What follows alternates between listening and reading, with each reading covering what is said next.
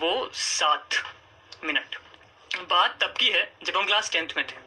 Board शुरू होने में अब सिर्फ कुछ 1-1.5 महीने बचा था और उस वक्त क्लास 12th के फेयरवेल के साथ हम 10th को गुड लक पार्टी मिलती थी।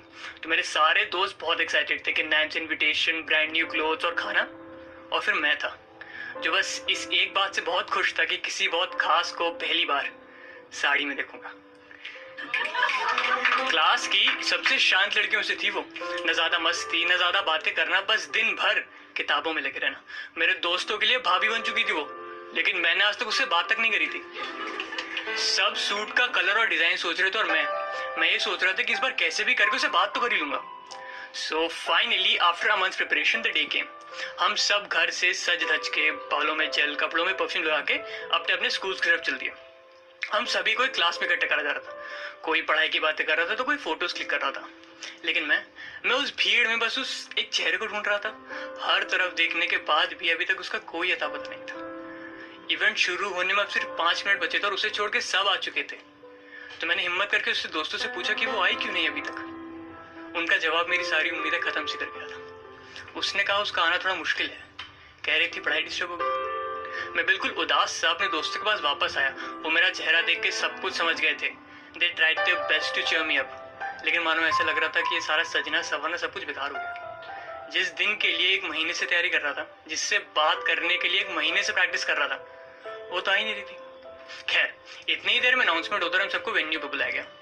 मैं लाइन में लास्ट था और मेरे बाद वो बंद होता दरवाजा मेरी सारी उम्मीदें बंद कर रहा था।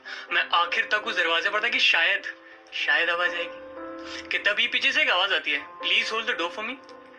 मैंने पलट कर देखा तो अपनी साड़ी संभालते मेरी तरफ आ रही थी। शुरू में कुछ स्टेयर्स थे तो मैंने अपना हाथ आगे बढ़ा और कहा संभल कर।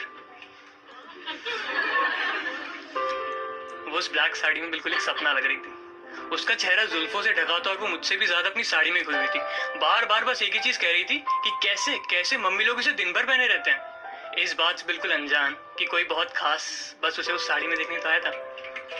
उसे जैसे ही रियलाइज हुआ कि कोई और भी है, उसने तुरंत अपने हाथों से वो जुल्फे पीछे करी, मुझे देखा और थैंक यू बोला। कुछ कह रही थी शायद मुझसे ही, लेकिन मैं बस उसे देखे जा रहा था, मानो उसमें खोसा गया था। वो आंखें जिन पे हमेशा चश्मा होता था, आज उनमें अलग से नूर था। वो स्माइल जो हमेशा किताबों से ढकी रहती थी, बहुत सामने थी। उसकी वो एक लट बार बार उसके चेहरे पर आ रही थी और वो उसे बड़ी नजाकत से पीछे करती थी। और उसका वो डिम्पल, इतने में उसने मुझे होश में लाया। अविनाश कहाँ खो गए? सपने में हमने अभी भी हाथ पकड़ा हुआ था, उसे गिरने का डर था और मैं छोड़ना नहीं चाहता था। हम साथ अंदर आए, कुछ चल रहे थे तो कुछ देखकर मुझसे भी ज्यादा खुश थे। मैंने उसे उसकी जगह पर छोड़ा और कहा I'll see you after the event। ये अभी तक के सबसे खूबसूरत 3 मिनट थे। वापस आते वक्त मेरे चेहरे का ग्लो देख के मेरे सारे दोस्त मेरे मजे लेने लगे। खैर, थोड़ी देर में इवेंट शुरू हुआ और हम सब मस्ती में थे। कोई डांस तो कोई सिंगिंग कर रहा था। बीइंग द फेयरवेल ज्यादा फोकस क्लास 12th पर था और हमें कोई शिकायत भी नहीं थी। Eventually after some time the event ended और हम सब फिर अपने कामों में लग गए। कोई फोटोज क्लिक कर रहा था तो कोई खाना खा रहा था, लेकिन मैं अभी भी उसे ही देख रहा था। वो एकदम शांत अकेली कोने में खड़ी थी। उसे किसी से कोई वास्ता नहीं था, ना कोई फोटोज, ना कोई फॉर्मल हाय हेलो। तो मैं हिम्मत करके उसके पास गया, मैंने उससे पूछा did you enjoy the event? She nodded with a cute smile. I tried the best with my jokes but none of them worked. पर कुछ बात तो करनी थी। उसे पढ़ाई में बहुत इंटरेस्ट और मुझे बिल्कुल भी नहीं, लेकिन मुझे उससे क्या, मैं तो बस उसके साथ होना चाहता था, उससे बातें करना चाहता था। उसका होना भर ही मेरे लिए किसी सपने से कम नहीं था। मैंने उससे पूछा व्हाट अबाउट योर स्टडीज? उसने मुझे 2.5 मिनट में पूरा सिलेबस समझा दिया था और मैंने उसे अगले पल रोका, बस अब अगर हमने 1 सेकंड और पढ़ाई की बातें करी ना तो I faint. She smiled finally a joke on point कि इतने में उसके घर से फोन आता है and she said I need to leave. मैंने कहा drop you till your car, वैसे भी you are not too good with the sari. She smiled and took it as a yes. हम साथ चलने लगे। हल्का सा अंधेरा हो चुका था और रास्ता महज 1 मिनट का ही था। तो मैंने उसको देखा और कहा I need to tell you something. And होता है ना कभी कभी the simplest word have the deepest meaning. तो all I could say to her was you look beautiful today. She blushed and said काफी जल्दी नहीं बता दिया, black suits you। ये मेरे सजने संवरने का फल था, मेरी जिंदगी का बेस्ट कॉम्प्लीमेंट था।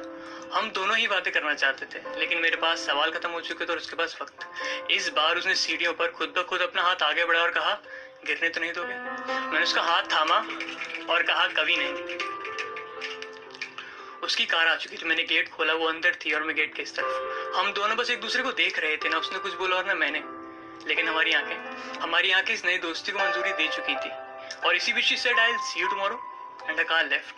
और मैं आखिर तक वहीं खड़ा था till she did not go out of sight. तो यही 7 मिनट जो किसी सपने से कम नहीं थे, मेरी जिंदगी के सबसे खूबसूरत, सबसे मासूम 7 minute. Wait. Still wondering what happened for the last 30 seconds? We exchanged numbers.